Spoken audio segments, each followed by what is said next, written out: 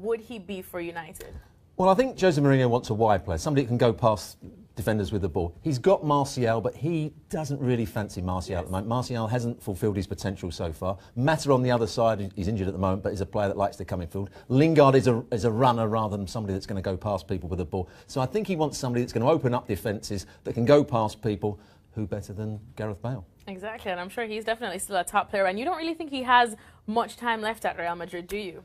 I think his game time or playing time will be limited because at the end of last season, Real Madrid changed the system. Isco was their best player. Ronaldo doesn't play wide anymore. He wants to play up front, and they like Benzema as well, so they'll play with the front two, I think, with Isco playing in behind. Where does Gareth Bale fit into that? And they're, of course, talking about Mbappe, and they've been talking about it for quite some while now. We've been talking about it for quite some endlessly. time now. But I think that Gareth Bale's time could be limited at Real Madrid, and it's the right time for Manchester United, maybe, to go for him. Well, Jose Mourinho, of course, has said that he's not going to waste any time or energy, or Man United won't be wasting any time or energy on Gareth Bale because they believe that Real Madrid will not be willing to let him go. But you think that definitely could happen indeed, possibly in the next year, if not this one? It could happen in the next year, yes. I think Gareth Bale will get frustrated with his time at Real Madrid. I think some of the supporters might get frustrated with him as well. And when the supporters start to get on your back, which they do, that's the time most players want to go. All right, thanks so much, Stuart Robson. So Gareth Bale to Manchester United makes a whole lot of sense. Who has tougher expectations this season? Pep, who spent big, or Jose, who normally wins second season? Who's got more pressure, do you reckon, boys? I would say Pep Guardiola's got more pressure. He came to Manchester City to win the title and to be the best team in Europe. I think that's why they gave him all the money and said, you can run the club how you want to, you can buy the players you want to. And he hasn't done it so far. He's got a lot to prove this season. He's going to be under massive pressure from the media in particular. Definitely Pep. Yeah? Yeah, I still think that, I think so. I still think Man United could have a bad season and Mourinho's going to be fine. I still think probably Pep would be fine as well, but I still think there'd be a lot more questions asked of Pep than there would be of Jose. Lovely, thank you. Great stuff, gentlemen. ESPN FC. Got the sharp tonight, wasn't it? Do you want to stay a bit longer? No. Robbo's going for dinner tonight. Oh, aye. There you go. All right. 2 for 1. 5:30 Eastern on ESPN2. Gareth Bale. Yes. What's wrong I thought with you were him? going to pull something new at the bag. What's wrong with him? Just doesn't seem himself in the pre-season, according to Anonymous. Was Huh? Anonymous. Well, he doesn't seem Pre-season? himself, but it is pre-season. He was fine. I mean, last Not night. according to Anonymous, Well, it wasn't. then, hey, Anonymous, I'm sorry. Is that man bun? I don't know what to tell you. Problem with Gareth Bale is that man bun. Oh, wow. Aye. All right. Get rid of that. Get rid of that man bun, I'll be all right. Have you seen anything to be perturbed about? Apart from the man bun, Well, that's pretty perturbing, yeah. Is that because you cannot grow a man bun? Is I do not want to grow a man. Oh, I choose not to grow Hey, a you can man. buy stuff now you can put on your hair, you know, you could actually attach just it. glue on a little bun. I will pay. Sorry, tell me. I will pay 222 million euros to see you in a man bun. No, he's got to take the helmet off. He's got to take the helmet off. That's name money right I there. would do that for 220 million. I'm sure you will. Julian, Bale, what's your take on his current situation? See any way he actually... Stevie's pointing his watch, by the way. Any way he's out of Real Madrid? No, I don't think so. I think he's happy there in many ways. I think even his family, which at some point were not so happy in Madrid, I think his wife and his little girl, I think missed home in many ways. But I think they're very happy now. I think they're settled. He had injury problems last season. I think he wants to put that behind him and have a fresh, start in many ways. I think he's got a big place and a big role to play in this Real Madrid team for the season to come. Thank you very much indeed, sir. I think we need to see by seeing your watch. I don't have a watch. Oh, that's all right. I do. I do. I Ben over here. Oh, yeah. Get out there! It's nice. Look at that. You must have got a bigger one than that, sure. What size here? If you played in Neymar's era, you could have afforded a watch. How about you? What about this one? Dybala, there's been a lot of interest in him to Barcelona, hit or miss? No, I think he's got to stay at Juventus. I think he will stay at Juventus. I think Barcelona are posturing at the moment with him, but I think Dybala will not go to Barcelona. So that's a miss. Yes. What about this one? Renato Sanchez Ancelotti has said that they will keep Vidal, but Sanchez could go. Would AC Milan be a good destination for him? I've been a little bit disappointed in Sanchez because I saw him as a young player. We saw him at the European Championship. I thought he was outstanding. He went to Bayern Munich.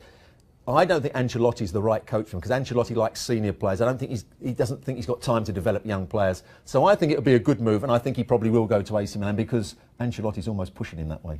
He seems to be doing that indeed. Emre Can to Juventus. No, I'm not going to go with that one. I think Juventus have a lot of good midfield players in there. Pjanic, Khedira, Marchisio. I'm not sure where Emre Can would fit in. I think he's a decent player and a good player for Liverpool. So I think that one is a miss on all counts. And finally, the Leicester City fairy tale seems to be kind of over, and no doubt that a lot of teams would be interested in some of their players. Riyad Mahrez to Roma, would that be a good fit for him? Yes, they've got De Frel that plays one side, or they've just bought him from Sassuolo. They've got Perotti the other side, who plays on the left-hand side. But I think this is a very good signing, both for Roma and I think for Mahrez. He needs to get away from Leicester now. I think he didn't have a great season last year. I think you could see that his body language wasn't quite as it was the previous season. An excellent player when he's on form, a great talent. I think it would be a good move for all of them. All right, so 3 hits and 2 misses in Stuart's books. You can continue tracking all of these rumours here at ESPNFC.com. It's the new Manchester United signing Victor Lindelof with Stevie Nicol. When you first went from Ayr to Liverpool, I know it's not quite Benfica to Man United. How long does it take someone to settle in to a new club? I think it depends on the individual. Sometimes you get yourself in a situation where you pretty much feel at ease straight away. Others, particularly going to a bigger club, start thinking about where they are, who's around them, what's expected of them, and that can affect them. But it really is an individual thing, depending on how long you let that carry on. This is a guy that's played at the highest level, played in the Champions League and looked really good, didn't concede many Benfica last year. And he's had 1 or 2 moments in pre-season. You're thinking, what of Man United fans are thinking, what have we bought here? Conceded a penalty against Real Madrid, maybe at fault for one of the goals against LA Galaxy. But we have seen enough from his time at Benfica to know that this is a top quality player. You've got no issues at all with Lindelof going forward, have you? I would say no. I'm going to use the it's only pre-season line for Lindelof. Has he made some mistakes? Yes, he has. The one against Real Madrid, if I'm Mourinho, would be the one that would concern me. It's one thing to not be quite up to speed in pre-season, because that's what it's for, to get your strength, get that extra little bit of pace that you usually have during the season. I think what would concern me is the fact that Lindelof didn't recognise that he was so late on the challenge that gave the penalty away and just carried on with it. That would be the one concern I would have. But right now, I'm using the old, it's just pre-season. I'd much rather, as a manager, my player make a mistake now, get it out of his system, learn from it, than when the first game of the season begins. And again, to defend Lindelof a little, pre-season is about finding out where you are. Yeah. Every week, you feel a little better, you feel a little quicker, you think a little clearer. So, I'm going to let this one slide. This kid's a player. We've seen that with Benfica. Should Manchester United fans be excited about a potential partnership with Eric Bailly? I never like to think of central defensive partnerships as exciting. You don't want exciting. You want boring. You want drab. You want no drama. You want solid defending. That's what this guy can produce. He has to show it at Manchester United. He showed it at Benfica. I'm sure he'll show it when the Premier League season starts. Because he's got options, Mourinho. He could play back 4, could play back 3 if he wanted. We're seeing a few managers doing that, but flexibility is key for every manager, isn't it? Yeah, he has some tools at his disposal, and Lindelof just gives him another tool. Don't worry, I think is the message. Don't panic. Maybe a couple of rickets in pre-season. It'll all be ironed out. That's the message to Manchester United fans ahead of the new season for Victor Lindelof. Right then, boys, with extra time, who is the best prospect out of Andres Pereira, Alex Iwobi and Harry Winks? No question about it, Iwobi. He's played a lot of games for Arsenal. He's played well in many of those games. I'm not sure Pereira's going to get a start at Manchester United, and Winks is always going to Manchester United, and Winks is never going to, or isn't going to start in too many games for Spurs. So it's Iwobi for me. Steve. Yeah, it's pretty straightforward. It's Iwobi, isn't it? For all the reasons that Robbo said, the other two are not going to get a start. Okay. Robbo, why do you think Arsenal are not in the transfer for a midfielder? They seriously need one. Ramsey has injury issues. I'm not sure he's got injury issues at the moment. They've got a lot of midfield players at the moment, a lot of creative midfield players. Coquelin is probably their best holding midfield player. He's not quite good enough, and Xhaka last year didn't do well enough, hasn't got enough pace, continually got booked. So that was an area I'd still be looking at, but I don't think Arsene Wenger's going to buy a holding midfield player because that's what he bought Xhaka for. He's just not good enough at doing it. And Ramsey, as a midfield player, is ill-disciplined. And what about El Neni? Where does he fit in?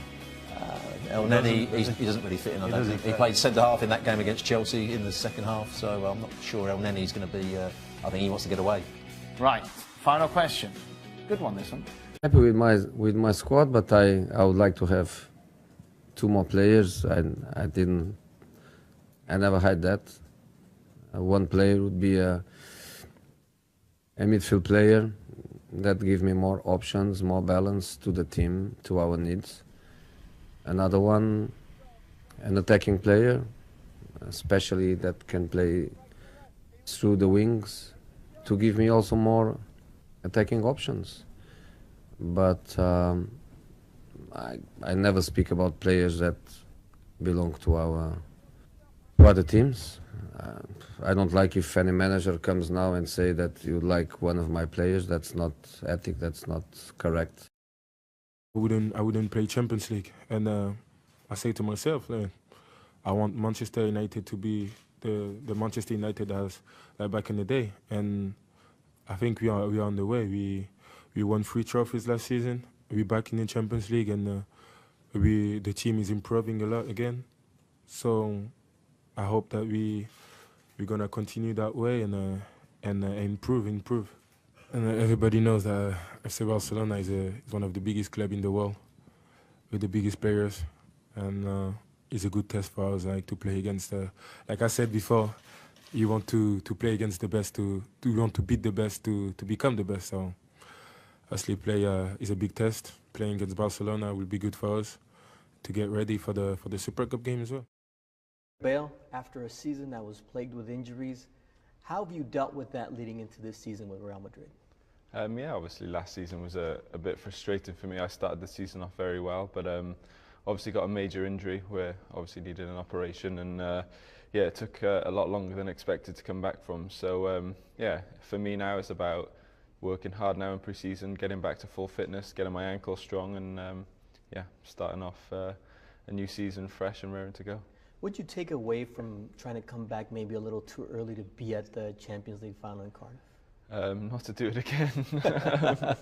Obviously in hindsight it's easy to say, but as you get older as a footballer you learn more, you learn every day, and you learn more about your body and injuries. So yeah, obviously next time I'll come back when the time is right, but yeah, obviously in hindsight, which is a beautiful thing, you'd love to be able to go back and change it, but that's not the case. UEFA Champions League final, wearing the Real Madrid colours in Cardiff. Describe that for me as a player.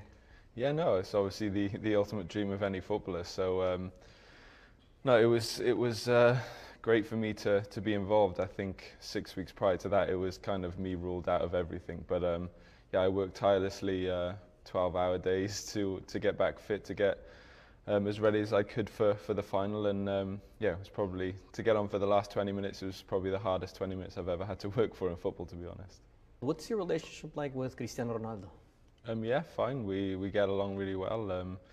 On the pitch, we play good football. We score a lot of goals and assist a lot. So yeah, we're just like normal teammates. How's the competition between you and Isco per se, where you're kind of playing for the same position? What's that like in training? What's that like overall? We don't really play in the same position, so no, obviously it's up to the manager what he decides, but yeah, ultimately we both want to play, and I'm the same for every other player wants to play, and I suppose everybody's place is up for grabs. You've got a Clásico coming up against Barcelona in Miami. Is there a such thing as a friendly against Barca? No, I don't think so. I think every game you play against them, you want to win. You want to win for the fans. You want to win for yourself. And yeah, even though it is a friendly, we'll all be going out there to try and win the game. But I think the most important thing is to build our fitness ready and for the new season, and to get prepared as much as we can.